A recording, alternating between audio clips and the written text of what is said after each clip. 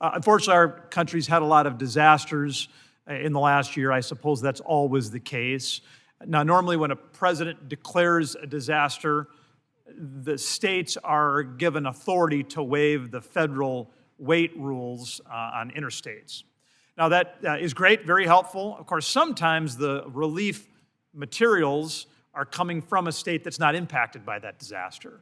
And that means that they can't waive those federal weight requirements. That can sometimes slow down delivery because trucks have to repack, they have to stop, they have to reload as they move from one weight limit to another. That's obviously not ideal. That's why my bill, the MOVE Act, would allow states that are not directly affected to still waive those federal weight requirements during time of disaster. And so I just want to start with you, ma'am, to get any thoughts or observations you might have on whether or not that, because Home Depot is doing business in 50 states. Clearly, you have a lot of supplies that can be used during disasters. Help me understand whether or not that flexibility would be helpful.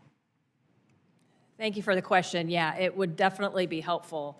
When we do have a natural disaster somewhere, it is very often that we are shipping product from a different state. And so meanwhile, if that state has an exemption where the issue is, or the catastrophe, we still will have to load a lower weight because we're using interstates to get to that final destination.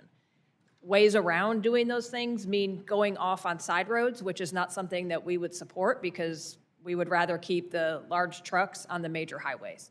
And so it would definitely be a benefit to the Home Depot and to really anybody providing disaster relief is to have that flexibility to have those higher weight limits at the federal level.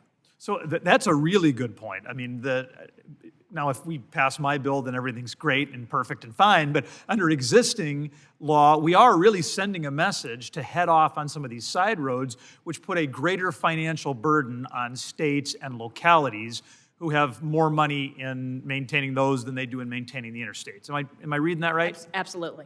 Yeah. Well, let's help out those states and localities. Let's make better use of our federal resources by providing some flexibility during the disaster.